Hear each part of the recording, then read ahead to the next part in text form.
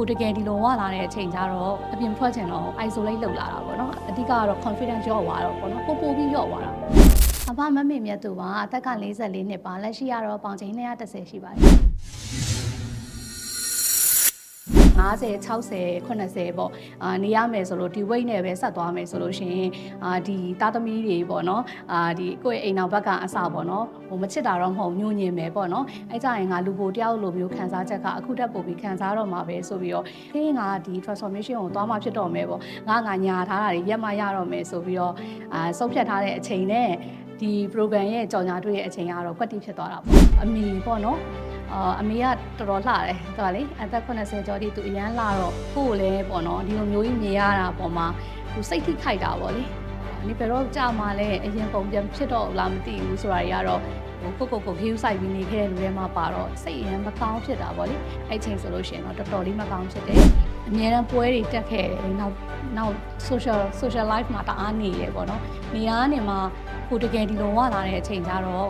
အပြင်ထွက်ချင်တော့ isolate လုပ်လာတာပေါ့နော် isolate လုပ်တယ်ပွဲမှန်သမျှအကုန်ရှောင်တယ်ဟိုမှာ TV program တွေဆိုလဲ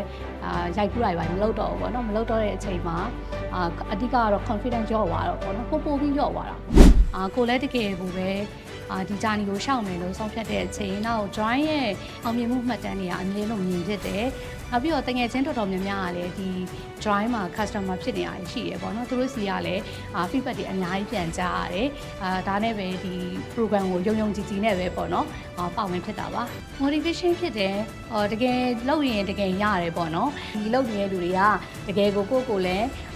ပေါ့နော် commitment ရှိနဲ့သွားနေတယ်ပေါ့နော်တကယ်လုပ်လို့လည်းတကယ်ဒီ result တွေထွက်တယ်ဆိုတာကို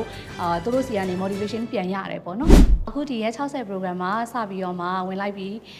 ဝင်လိုက်တဲ့အချိန်မှာပဲပေါ့နော်join ကနေပြီးတော့မှဒီ program ကနေ weight ချထားတဲ့သူတွေရဲ့တကယ် real story ပေါ့နော်အဲ့ဟာတွေကိုကြည့်ပြီးတော့မှ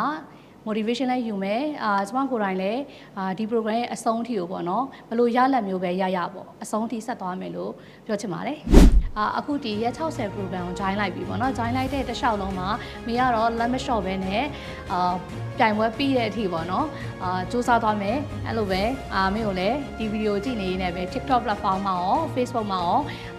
တောက်လျှောက်ဒီပွဲတစ်လျှောက်လုံးကိုအားပေးပါလို့ဖိတ်ခေါ်ချင်ပါတယ်